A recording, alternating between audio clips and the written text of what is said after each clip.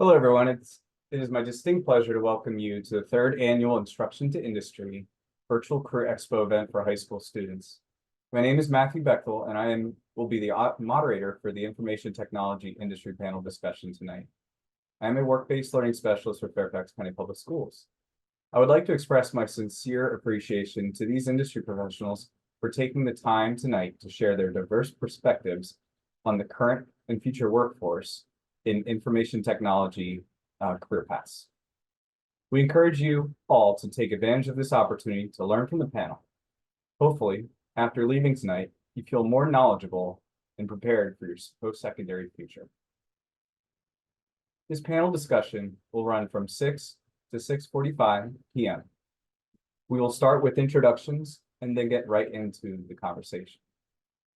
During the session tonight, you're encouraged to share your favorite moments and what you find interesting on social media using the hashtag the tagline #instruction2industry. At the end of the webinar, a link to an exit survey will be sent to you. This survey will provide you with the ability to share your feedback on the panel discussion tonight. Please make sure to stay until the end to ensure that survey is given to you.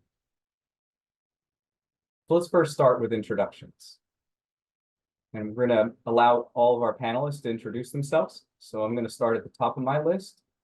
So I'm going to start with looking at Tiffany. Go ahead and start for us, please.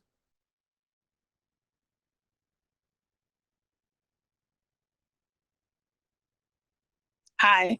Good morning or good evening, everyone. I apologize. I'm in Los Angeles on Pacific time, so a little off.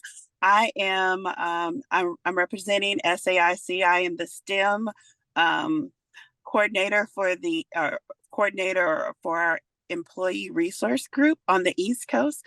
I'm also a systems engineer, and I have about, I'll just say, 25 plus years in IT, and I'm excited to be here for the discussion.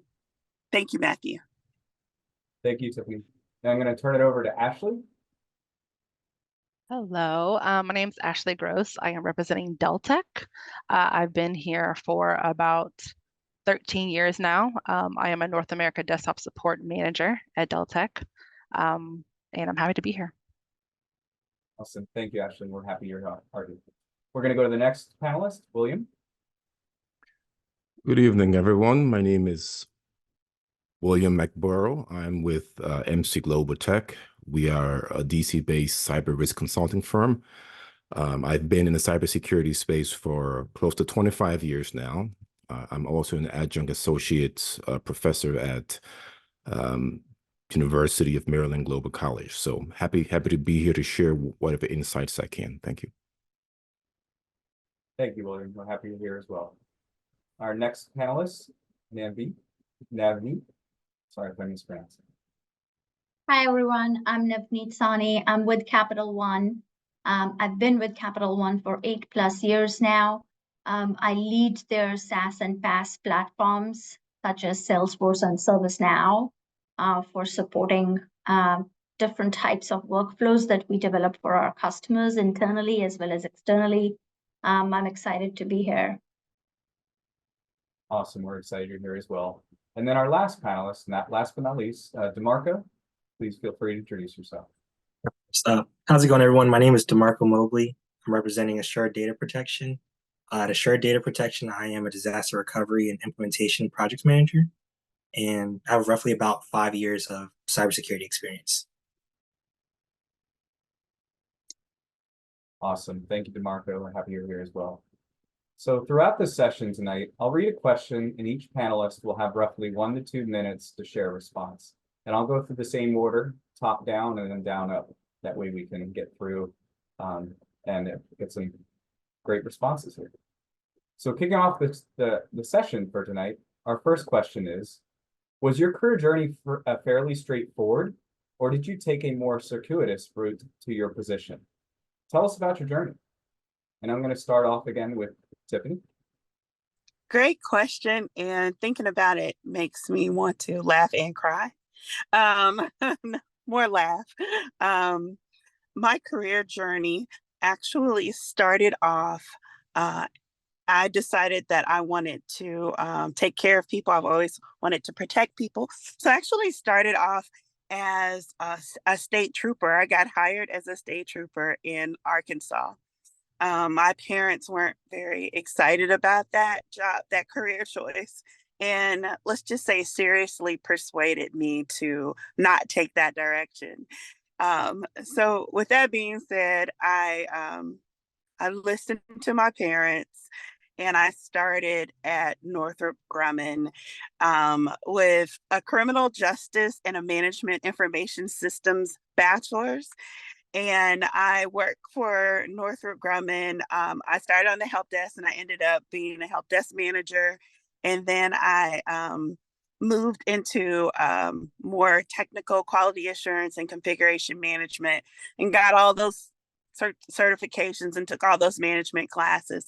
I stayed with Northrop Grumman for about 11 years. And Northrop Grumman ended up moving me to the Northern Virginia area where I now work for SAIC. And I just, my career just started to evolve. I just started to grow and really enjoy my field, really enjoy my field of work. And here I am now. I think this is probably the happiest I've been in my career.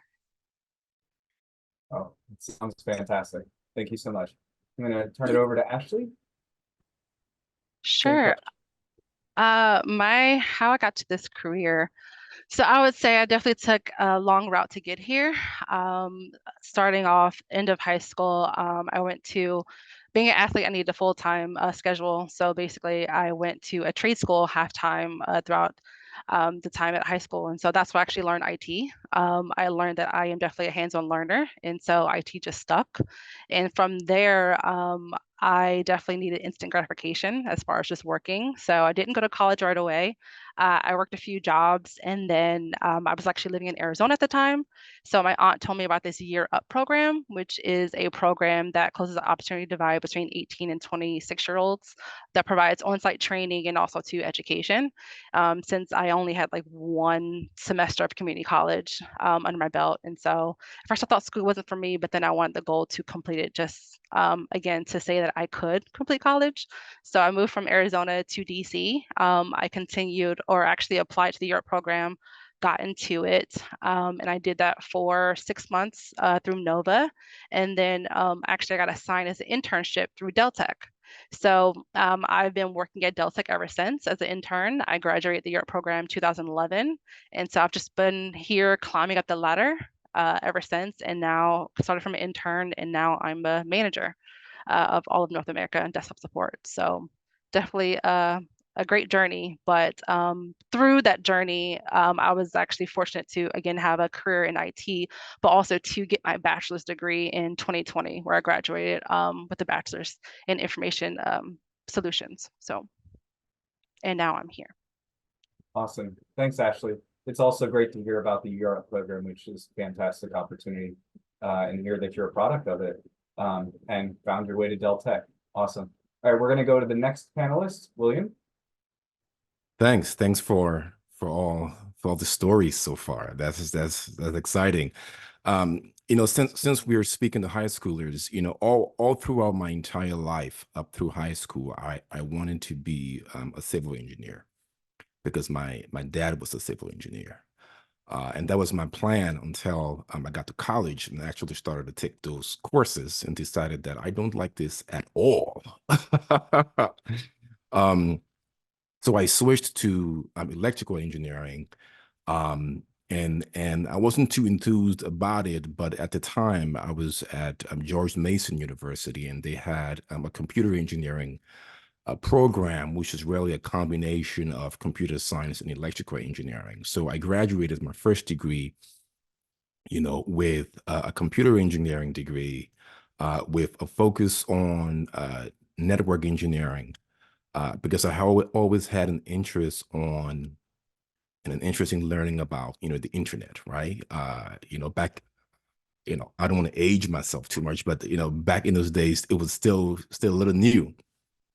You know, but since getting into the workforce close to 25 years ago, I've been primarily in the cybersecurity space. I've spent my entire career in cybersecurity in very technical roles, security engineering roles, security architecture roles, moving up into, enterprise risk management, both in the public and the private sector. I've worked for, multiple government agencies. And about 10 years ago, I co-founded MC Global Tech, my firm. And what we really do is we help, small to mid-sized businesses in highly regulated industries build security and privacy programs, right? So if you're in healthcare, you're in financial services, you're a government contractor, there's an expectation there for you to maintain a certain level of security and privacy. And what we do is we, help our clients develop and manage these programs from the ground up. And because I have, a love for, teaching and sharing knowledge, I've been an adjunct professor for close to 15 years now. So someone mentioned Nova. I used to teach at Nova for a few years. I used to teach at George Mason for a few years, and a list of other schools. But my career journey has really been all focused in the cybersecurity space, and I've really pursued the things that were of interest to me, right? Pretty early on, entrepreneurship, called me. And since then, I've, co-founded 3 security firms, and I enjoy what I do on a daily basis because it allows me to help people, right? The work we do as consultants is really about, helping business owners and helping people, and just a quick plug, we know that there's a great shortage in the cybersecurity space for, qualified, professionals. So if anyone on the call has an interest in cybersecurity, that is certainly a career worth, pursuing. Thank you. Awesome. Thank you, William. Very appreciative of those great information about cybersecurity and the pathway that got you to where you are today. Thank you. We're going to move on to the next panelist. Navneet. Thank you, Matt. So mine is also very interesting. I didn't start in IT. I started as a business owner.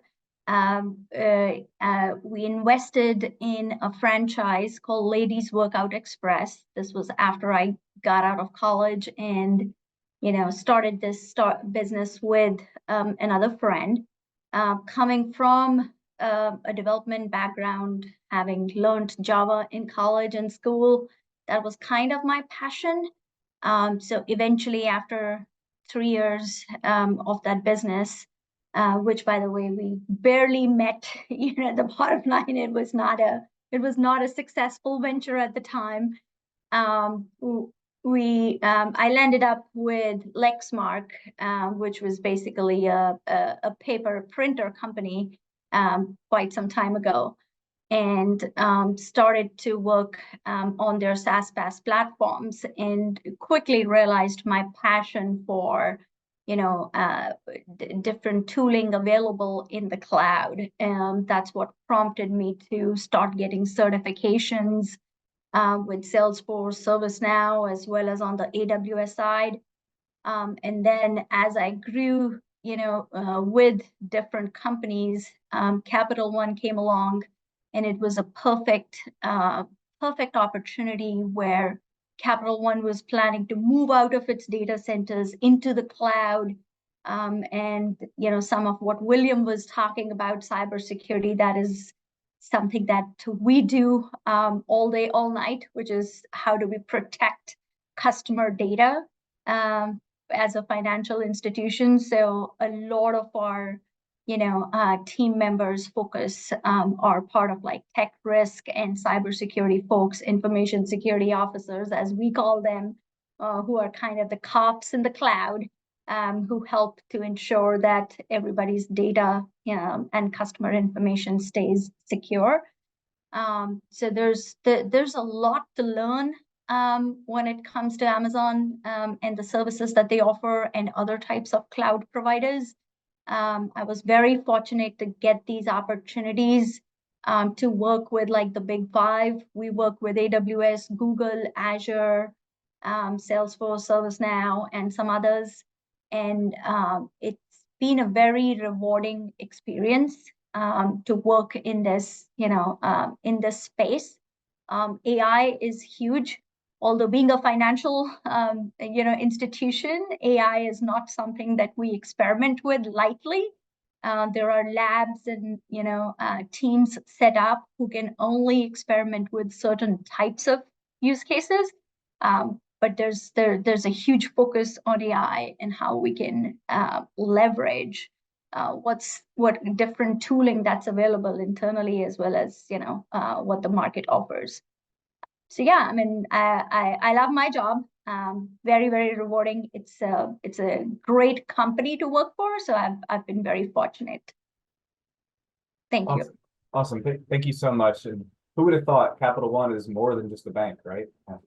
There's a lot more to go than CVI. Thank you so much for sharing. We're going to move to our last panelist, DeMarco. Please feel free to answer that question. Thanks. Alrighty, yeah, of course. So my career path was a little bit more straightforward.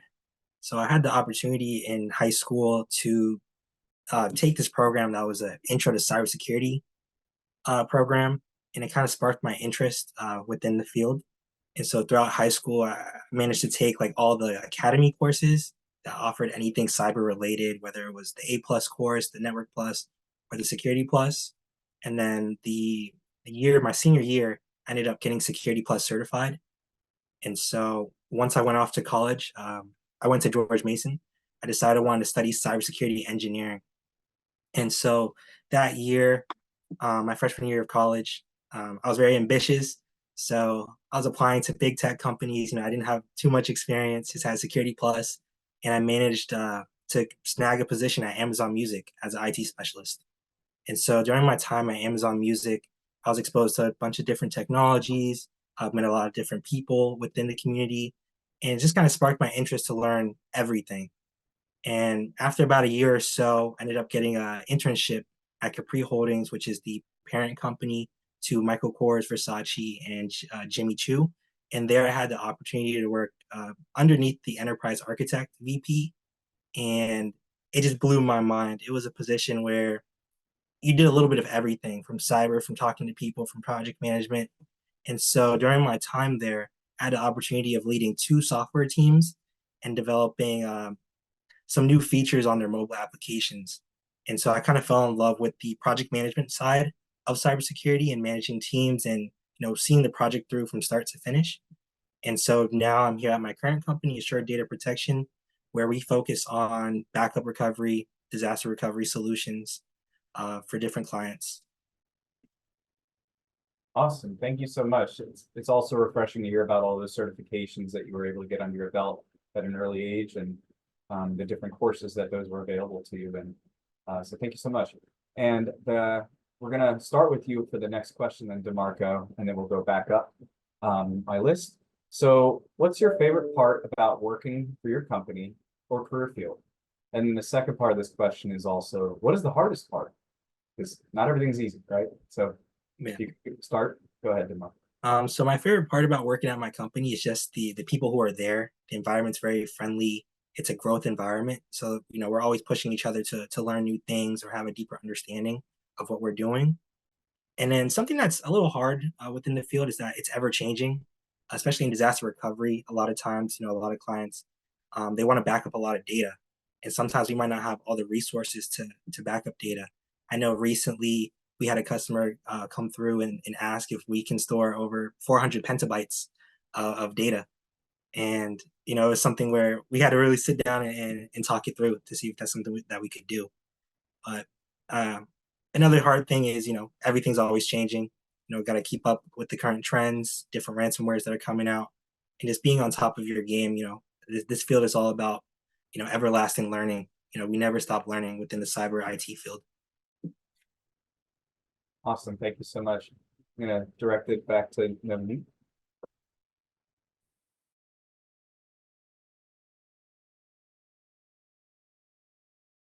Hey, Matt.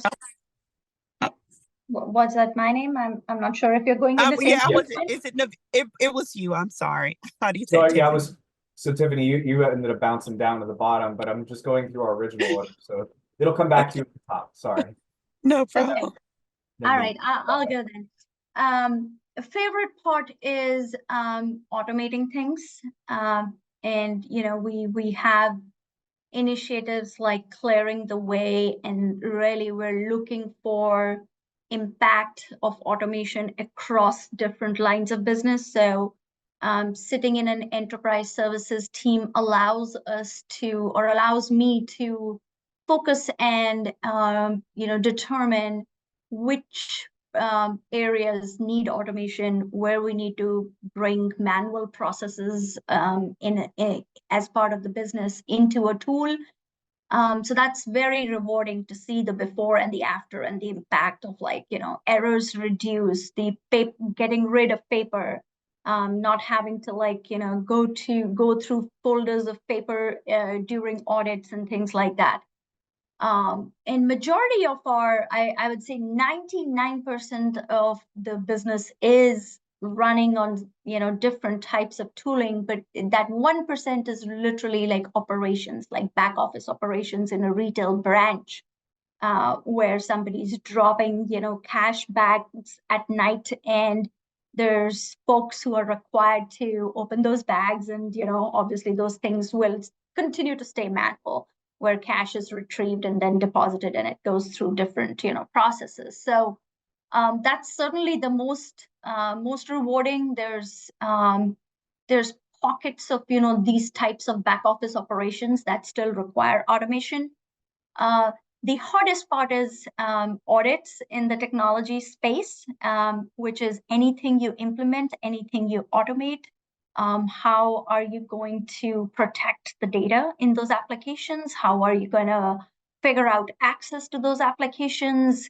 When audited, how are you going to explain roles and profiles of people who have access to those systems, and then building in monitoring to implement controls that allows, as a financial institution, us to keep tabs and during audits be able to report on how we manage access, how we restrict data access, and how we are able to encrypt sensitive data.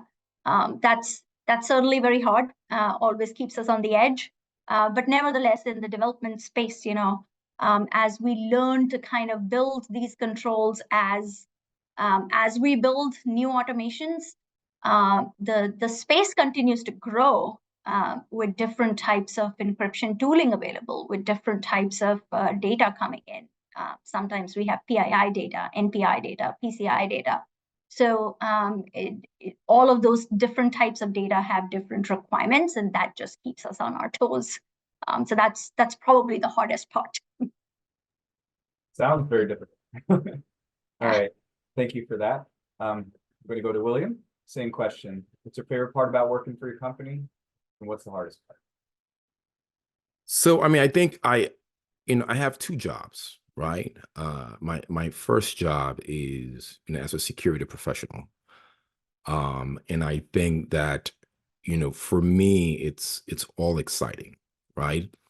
I could go from, working with a client that is, running clinical trials in Australia and need to ensure that the operations are compliant with EU privacy regulations, right? To working with a client that's building technologies for the DoD, and they have to ensure that their processes and their technologies is in line with the DoD cybersecurity regulations, right? And in that same day, I could go to a meeting with a client that is building tech in a healthcare space, and they have to ensure that they're in line with the security and privacy regulations of HIPAA, right? So for us, it's a learning experience, every day, every project, right? Because every company is different. The technologies that they leverage is different. The company culture is different. The standards and regulations that they have to follow are different. And on top of all of that, we live in a rapidly evolving time from a technology perspective, right? There was a mention of AI, right? Every company now is adapting AI, knowingly or unknowingly. So we have to, take that into account, right? Cloud technologies, machine learning. So all of these, technologies come with new benefits and, new risks, right? And as cyber risk consultants, clients are looking to us to help them manage that risk. So it is the hardest part of the job, but it's also, the best part of the job, because that's why we do it, because we want to learn, and I enjoy, every step of it. Now that's job one. Job two, I'm a business owner, right? I own the company. So what that means is I now own the entire life cycle of the work that we do, right? From developing products and services to marketing those products and services to business development and putting our value proposition in front of clients, convincing them to trust us and invest in us, and then executing that work, right? Ensuring that that work is done on time and within budget, ensuring that the client expectations are met. So I'm involved in both the technical side of cybersecurity, but also the business side of cybersecurity. And it keeps me busy. Some days it's all business, right? Some days it's all technology, but most days is a combination of both. And I enjoy it every day. And one thing I will say before I moved on, I did like what DeMarco said about the project management aspect of cybersecurity, right? Because again, I've been a professor for for many years, and I talked to a lot of aspiring security professionals, and most of them always equate cybersecurity to something technical, right? To coding, to application development, to networks, et cetera, et cetera. But cybersecurity is a very diverse field, right? And I would think of it like healthcare, right? There are doctors and clinicians, and there are researchers, and there are hospital operators. So in order to run a cybersecurity program, you need all kinds of skills, technical and non-technical. I need folks to actually run our cybersecurity projects to ensure that they're done on time. So all of that is part of what we do as a services company, and I enjoy I enjoy all of it. So it's both the best parts and the hardest parts. Definitely. Well, thank you for sharing your perspective on both jobs. Yeah. And we're gonna pass it along up to Ashley. So I would say favorite about working for the company or the career field. So specifically, again, I run a team for desktop support. So we're under the umbrella of Service Desk. So the great thing about Service Desk is we touch a little bit about of everything and work with a lot of business units.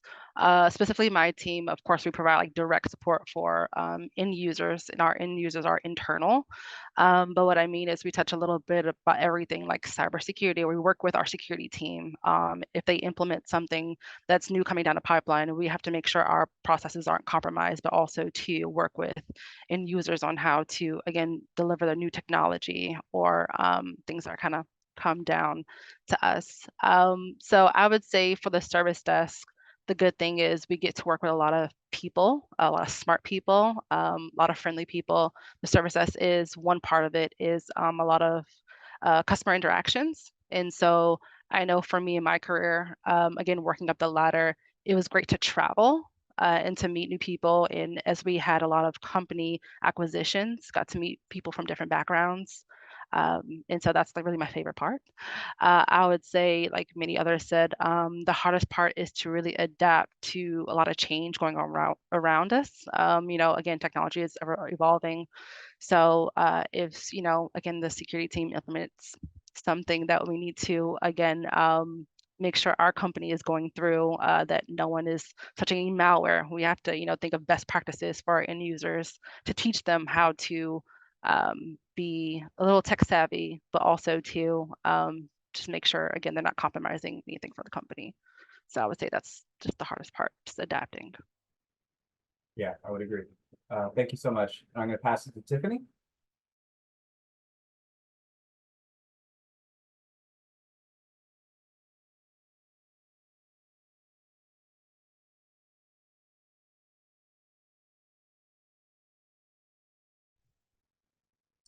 Somehow the mute button just keeps hiding from me. Um, I was so encouraged to hear about how everybody else felt, because I'm feeling the same way. I could say that I have had the same or many of the experiences that my colleagues on the panel have had.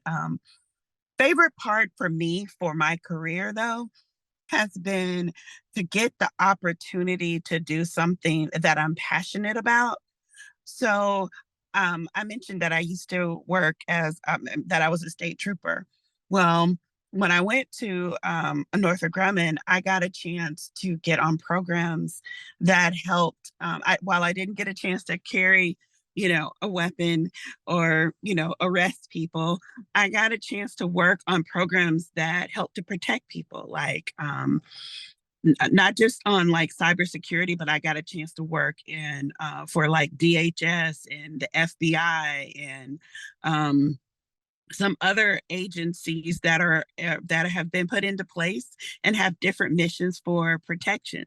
So I would say the favorite part for me is, being a part of a field that is so applicable to every area of life, and it gives you an opportunity to not only do something that you like, make some money, but then gratification and satisfaction in growth. So I've gotten a chance to travel. I've gone to several training courses. I've helped to really find bad people, and I've helped with keeping our borders safe. So those are all great things. I'm on an amazing mission right now in space and intelligence. And these are all things that are possible through IT. And much like what William said, it takes a little bit of every type of skill set. So I would encourage you to find what you're passionate about and go after it. And if you're passionate about it, it'll grow. What are some of the hard parts? Well, gosh, I guess some of the hard parts would be for me is I do travel a lot, and my days are I don't work just a 9 to 5. Most of the time my days are 10, 12 hours, 14 hours days. So to whom much is given, much is required. So it's a lot of work, but if you enjoy it, then it's worth it. Thank you. And then we're going to start with you for the next question. I know this is a hot topic, and this is a great panel for it. But everyone wants to know about AI. How do you think AI and other technology is impacting the industry? And what opportunities and challenges does this present? I know we started to talk a little bit about it, but let's dig in. Okay. Great question. I'll start with the opportunities. Kind of piggybacking on what Naveed said in regards to utilizing the tools and utilizing AI. In many instances, I'll say that I'll first start with garbage in is garbage out. So what does that mean? If you have, smart people behind AI and in the coding and in the construction of your applications, then you put good stuff in, you'll get good stuff out. And the part that I would piggyback on with Naveed would be to help take out some of the natural human error of just fat fingering something, typing a 6 and you really meant to type a 9, or stuff like that. If the tools are utilized ethically, and if we put the right things in, then I feel like AI is definitely going to help the economy and help us all around. I don't anticipate it taking away any kind of position. So I know everybody's afraid of that, and that might be considered a negative. I think it's just going to create different opportunities. Opportunities, though, that are going to push us into learning more than we maybe would have, so that we can be competitive and so that we can keep up. So if I don't really have anything negative to say about it, because my perspective is that we're going to get opportunities to learn and employ AI in many different fields, and I feel like it's going to be helpful in healthcare, in space, in criminal justice, just across the spectrum. I feel like if we do it right, we'll get good results. Awesome. Yeah, sounds like a great approach. Thank you so much. And we're going to go to Ashley. Great approach, Tiffany. You said a lot, so I'm gonna be quick. I'm Great sorry. stuff. No. You said a lot of great stuff, as in you took a lot of my stuff. So great stuff. So I would say, to piggyback with Tiffany, don't be afraid of AI. Like Tiffany said, it definitely will provide a lot of different opportunities. I will say for my company, how we're using AI right now, we use Copilot, which is a Microsoft chatbot, which we use that's integrated with a lot of 365 products. So one way how we use it is we turn it on in meetings. It helps us to kind of be present in meetings, and it kind of just generates, what you've talked about within the meeting, generates all the meeting notes so that, you don't have to be taking notes within the meeting and just, like I said, being present. That's one way that we're using it. I would say, again, it provides a lot of opportunities for automation processes. It kind of cuts down reductions of errors. Again, like Tiffany said, I would think that maybe some challenges, companies could see is that like data privacy, from a security standpoint, which I'm pretty sure others on the panel from in cybersecurity probably, will allude to. But just kind of be careful what you put into it. The more you put into it, the more it grows. But just be careful of the sensitive data. So. Awesome. Thank you. I'm going to send it over to William. So AI, so there's the good, the bad, and the ugly, right? Artificial intelligence is a tool, right? So good people will use it to do good things, and bad people will use it to do bad things. I use AI all day, every day. From some of the tools that have been mentioned, the Copilots, the ChatGPTs. Most of the technology that I use to run my business today has some type of AI integration, right? From my, financial management software to my customer relationships manager, to the security tools that we leverage. That's been, using AI for years now. So AI has totally integrated into our lives, knowingly or unknowingly, right? Sometimes the technologies that we use are AI based, and we don't really know it. The other part of what I do, is I teach, and academia is sort of struggling with how to deal with AI now, right?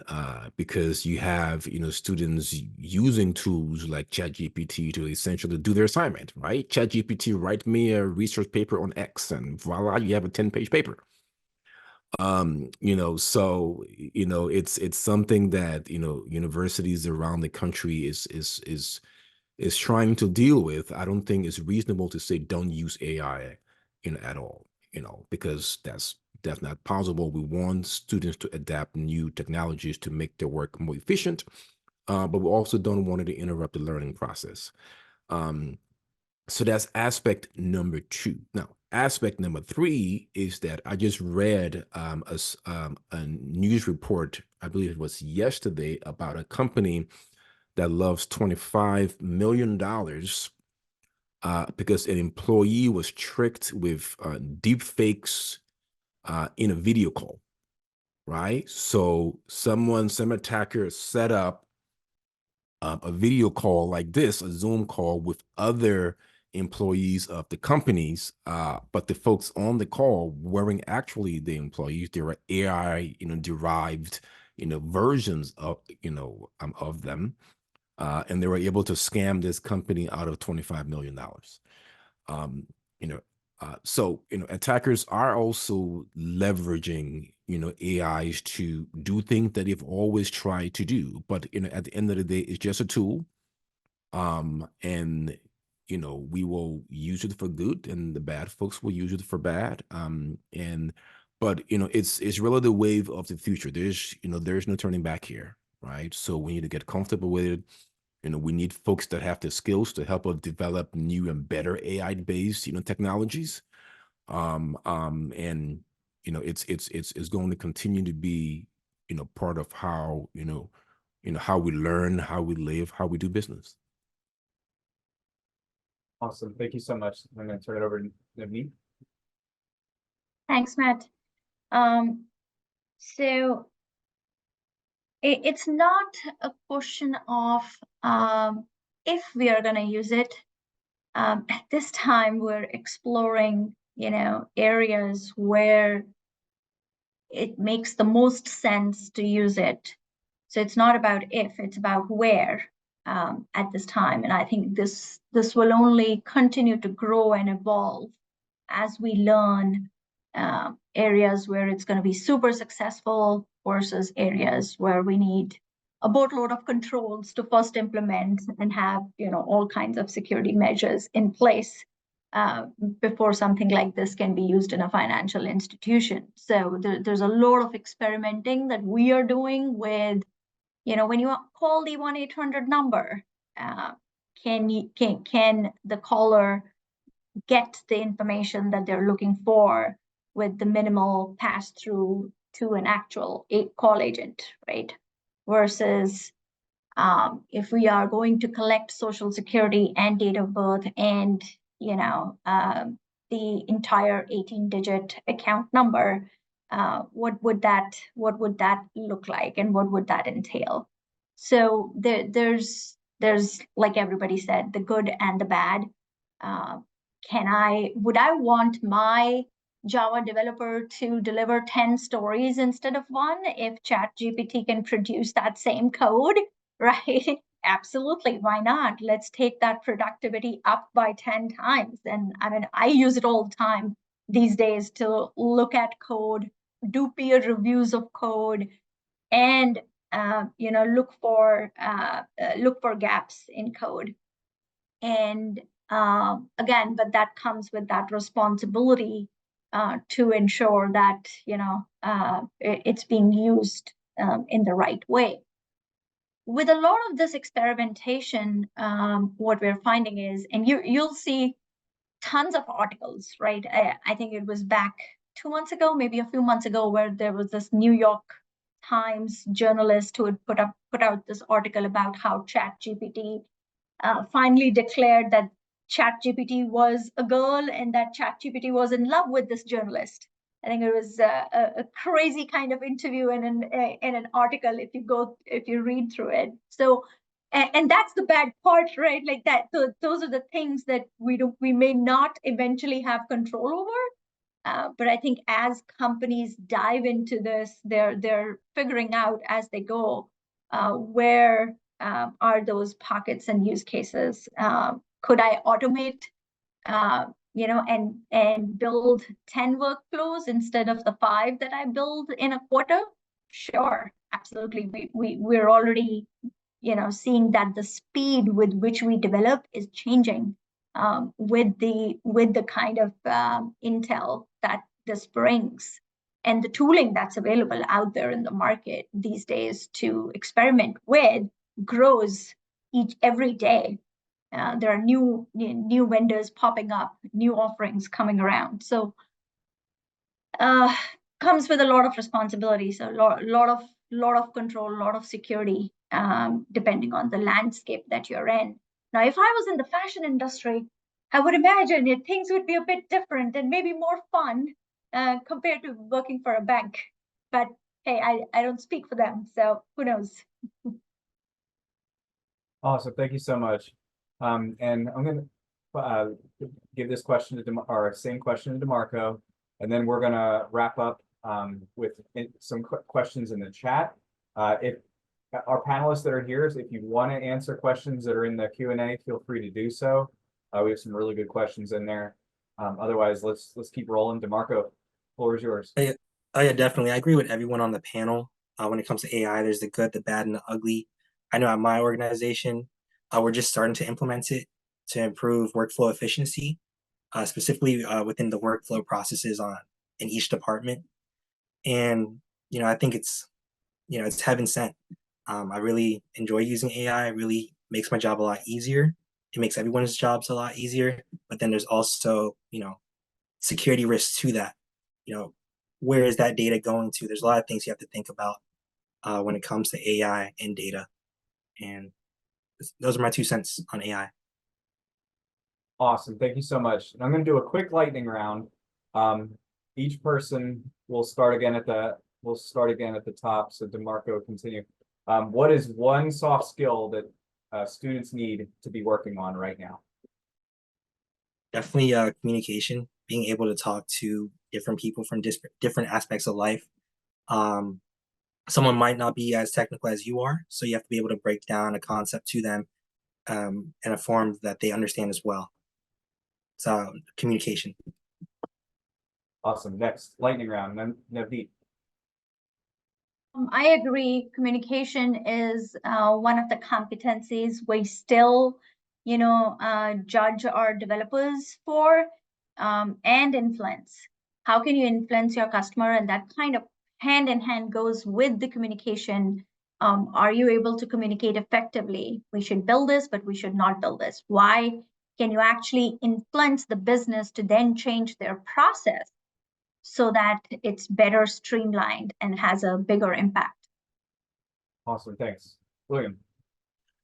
I mean, I hate to, jump on the bandwagon here, but I think I can't say that enough, right? Both verbal and written communication. And I feel like we're at a time where that's being lost, really, right? We're in a social media generation where we have a generation that is used to communicating in short sound bites, right?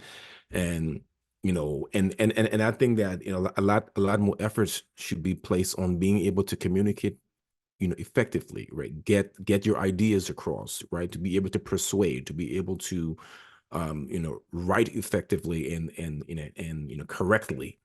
And I think that's very, very important. And regardless of what career path you follow, that is going to prove invaluable. Awesome, thanks, William. Ashley, next. I would say interpersonal skills, being an active listener, being a great team player. I know you guys are going probably through these group projects, but that's important. It's going to follow you through even college, to be able to work together effectively. So I would say that. Awesome. And last but not least, Tiffany, go ahead.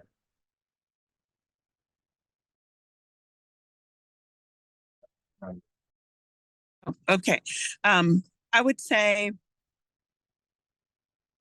everything everybody else said. I think it's important to have verbal communication. I think it's important to have nonverbal communication. I think it's important to read the room, know when maybe you should shut up. I think silence is very strong. Only speak on something when you are almost 99% sure you have the right answer. But more importantly, right now, if I could say anything to anybody in high school, it is the choices you make today will follow you tomorrow. Make sure that you're really careful about your friend groups. Make sure you're careful about what you post. Make sure that you don't take crazy chances, because they can actually ruin your life. They can actually really set you back. So have fun, but be very cautious and about what you want to do as you move forward and how your behavior today is going to affect that. Wow, great words of advice. Thank you so much to you and everyone else. We'd like to thank the panelists who were able to provide their own unique perspectives related to the workforce for information technology. We hope you found tonight to be informative and relevant to your own career interests and goals. Students, you should remember that if you are interested in learning more about any particular career paths that were discussed during this session, you can come to the in-person Career Expo on Saturday, February 17th at the Dulles Expo Center and speak directly with employers. Again, we would like to thank our panelists for joining us this evening. This concludes our session, and the Zoom session will now close. A brief survey will launch automatically from Zoom. Please take a moment to complete that survey. Please enjoy the remaining evening, or no more sessions. We're done tonight. Thank you for joining us.